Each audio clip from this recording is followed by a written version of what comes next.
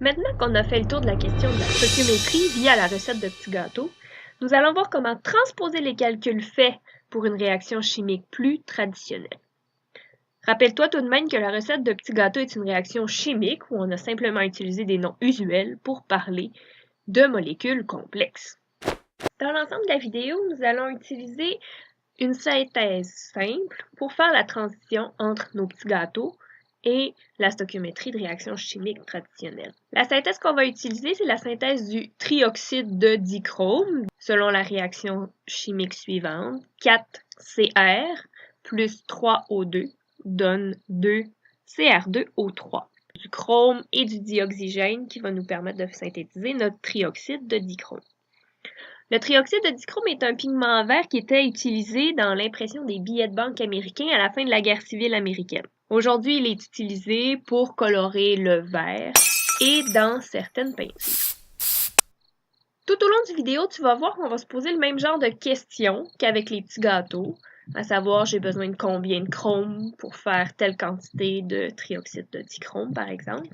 Puis à chaque fois, je vais te mettre l'équivalent avec notre recette de petits gâteaux. Si on commence, simplement, dans notre réaction chimique, on se souvient ce qui est à gauche, c'est les réactifs, ce qui est à droite, c'est les produits. Ben, si on reprend notre recette de gâteau, nos réactifs sont les ingrédients de notre recette et les produits sont le résultat final, donc les petits gâteaux. Tu te rappelleras aussi que les coefficients devant chaque molécule représentent le nombre de moles nécessaires pour que la réaction se produise. Ces coefficients, qu'on dit stoichiométriques, sont donc l'équivalent des tasses dans notre recette. On disait que ça nous prenait une tasse de beurre, mais là, dans notre réaction chimique, ça nous prend 4 moles de chrome pour faire 2 moles de Cr2O3. On va y aller avec un premier exemple. Combien de moles de chrome sont nécessaires pour fabriquer 5 moles de Cr2O3? C'est un peu le même principe que lorsque je t'ai demandé combien de tasses était nécessaire pour faire 12 petits gâteaux. On va utiliser le même principe des rapports de proportionnalité, ici qu'on pourrait appeler le rapport stoichiométrique, mais qui est exactement le même principe. Donc, on va toujours faire les quantités finales sur les quantités initiales, et c'est bien important, un petit rappel, d'avoir les mêmes unités en haut et en bas. Dans notre réaction chimique, si on va prendre directement les coefficients, donc ça va être des moles. Ici, on veut fabriquer 5 moles de Cr2O3. Dans notre réaction chimique de base, on en a 2. Donc, on a un rapport stoichiométrique ou un rapport de proportionnalité de 5 sur 2, donc de 2,5. Ce qui fait qu'on multiplie par 2,5 fois notre réaction chimique. On avait combien de moles de chrome dans notre réaction de base? On en avait 4, multiplié par 2,5 pour notre rapport, ce qui nous donne 10 moles de chrome nécessaires à la fin. On va enchaîner avec un deuxième exemple pour te montrer que c'est aussi facile qu'avec notre recette de petits gâteaux. Combien de moles de Cr2O3 est-ce que je peux fabriquer avec 1,5 mol de O2? Donc, qu'est-ce que je vais faire? Toujours la même chose. Ici, j'ai des moles, donc je peux faire directement mon rapport stoichiométrique. Quantité finale sur quantité initiale, ici, 1,5 mol sur 3 mols, ce qui me donne un rapport stoichiométrique de 0,5. On multiplie donc par 0,5. J'avais 2 mols de Cr2O3 dans ma recette initiale, multiplié par mon rapport stoichiométrique de 0,5, qui égale mon nombre de mols de Cr2O3 final, soit 1 mol de Cr2O3. Dans les prochains exemples, on va devoir faire appel à plusieurs étapes pour résoudre les problèmes. Afin de t'aider dans la résolution, je vais te montrer 2 techniques. Pour notre exemple numéro 3, on va faire appel à la technique séquentielle. C'est une série de 4 étapes qui vont toujours se faire dans le même ordre, peu importe le problème. La première étape va être de trouver le nombre de moles de notre élément connu. Deuxième étape, trouver le rapport stoichiométrique. Troisième étape, trouver le nombre de moles de notre élément inconnu. Et la quatrième étape, trouver le nombre de grammes de notre élément inconnu. Donc, notre exemple numéro 3, si on utilise 35 grammes de chrome, on aura besoin de combien de grammes de dioxygène pour faire notre réaction? L'étape numéro 1, trouver le nombre de moles de notre élément connu. On va faire l'étape 1 pour s'assurer d'avoir des moles en haut et en bas pour faire notre rapport stoichiométrique. Tu te souviens, ça nous prend les mêmes unités. Nous aurons donc besoin de faire une conversion pour transformer des grammes, ici on a 35 grammes de chrome, en moles. De la même manière que nous avons transformé les 454 grammes de notre livre de beurre pour savoir combien de tasses ça représentait. Dans nos réactions chimiques, nous utiliserons la masse molaire pour arriver à faire notre conversion afin d'avoir nos moles, comme nous avons fait avec les équivalents masse-tasse. Donc la masse molaire, je te rappelle, c'est la masse d'une mole d'un atome ou d'une molécule qu'on trouve dans le tableau périodique.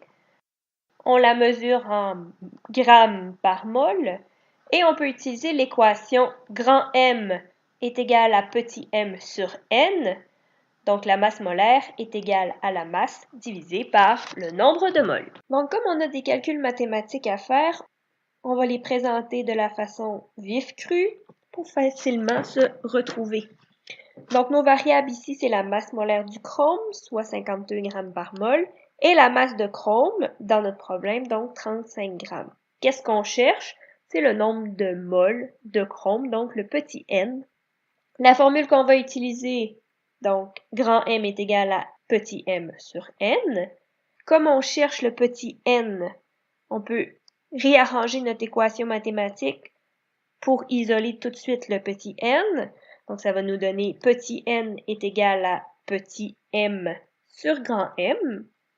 Si je fais mon calcul, donc le petit n est égal à 35 grammes divisé par 52 grammes par mol, ce qui me donne comme réponse 0,673 mol de chrome. À partir de là, on va pouvoir passer à l'étape numéro 2, trouver le rapport stoichiométrique. Quelles sont nos variables? La quantité initiale de chrome, c'est 4 moles, celle qu'on retrouve dans notre équation chimique balancée. La quantité finale de chrome, c'est celle qu'on vient de trouver, donc 0,673 moles. C'est quoi notre inconnu? C'est le rapport stoichiométrique. Quelle formule je vais utiliser? Donc, rapport stoichiométrique est égal à quantité finale sur quantité initiale. Si je fais mon calcul, ça me donne 0,673 moles divisé par 4 moles, ce qui me donne un rapport stoichiométrique de 0,168. Troisième étape, donc trouver le nombre de moles de notre élément inconnu.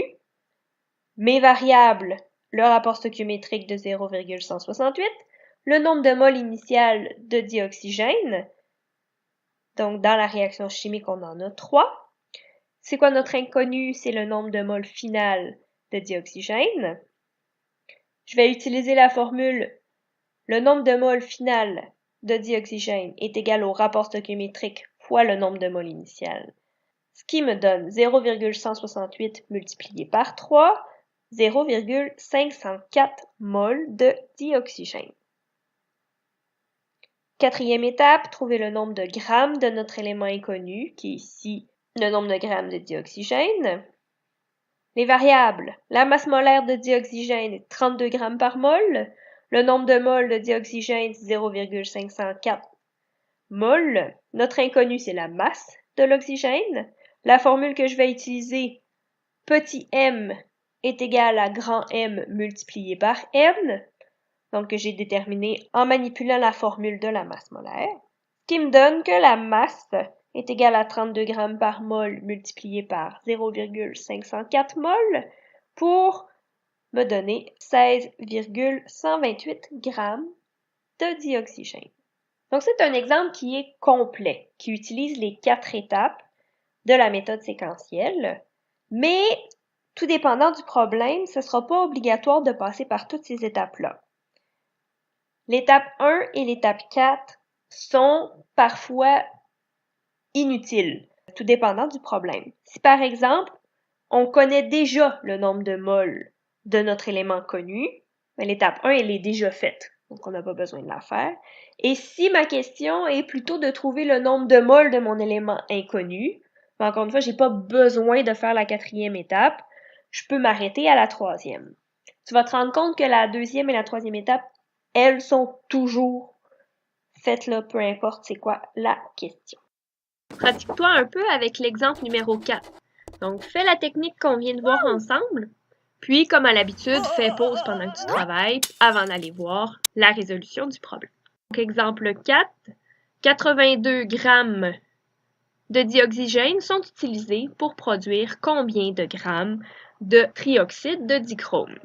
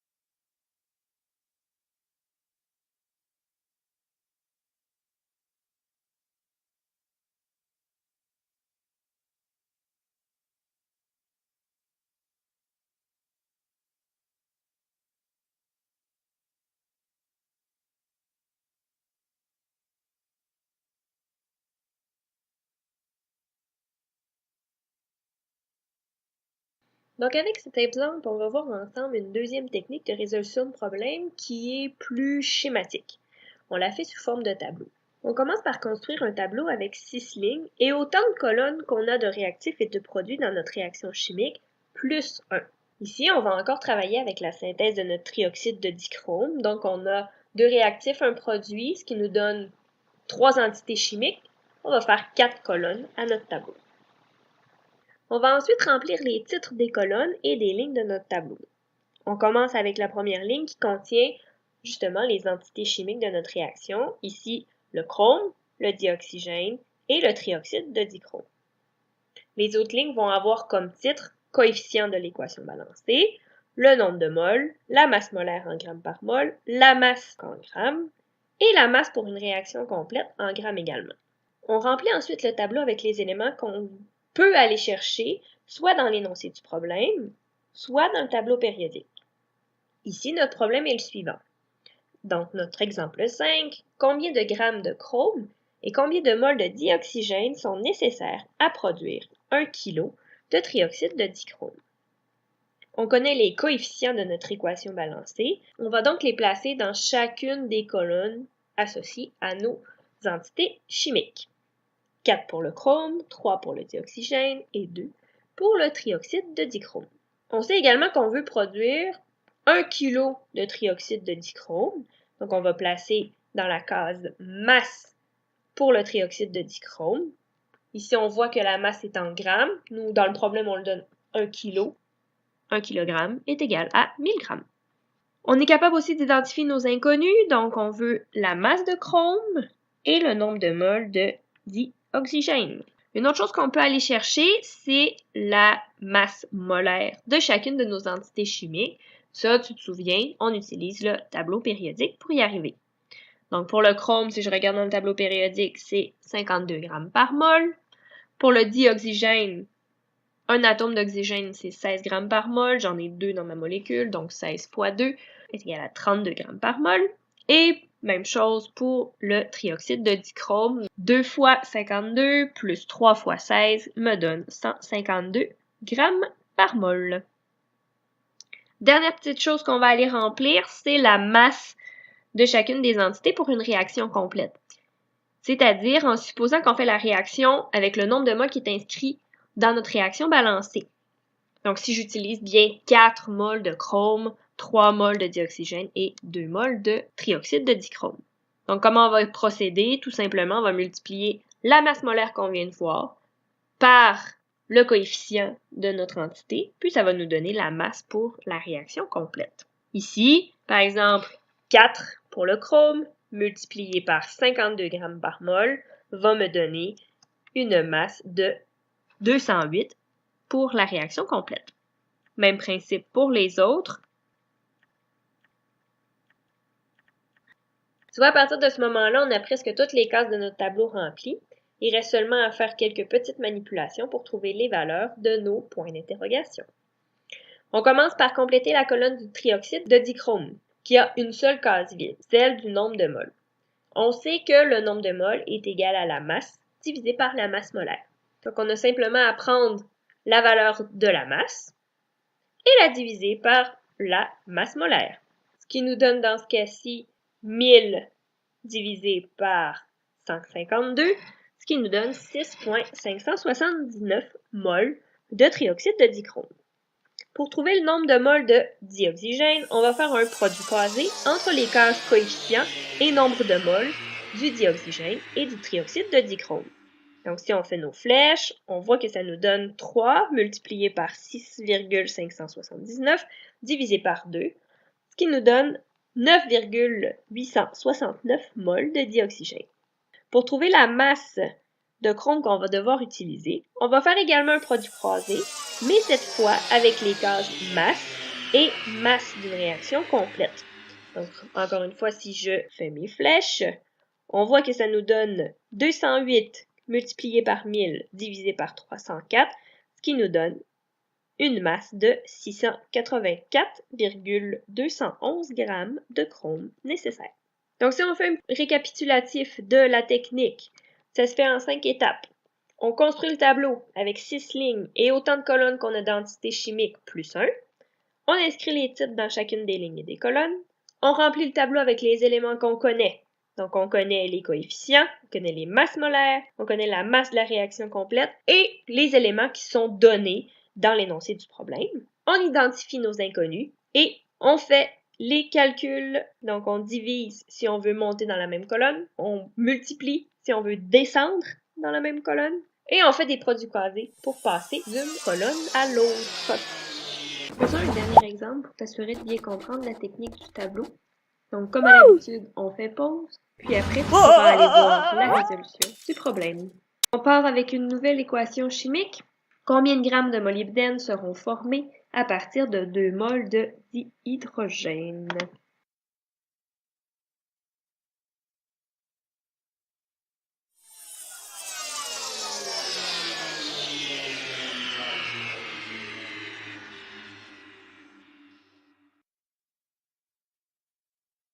Dans la prochaine vidéo, on va faire un petit résumé des éléments importants qu'on a vus dans cette série de vidéos afin de bien te préparer pour les examens.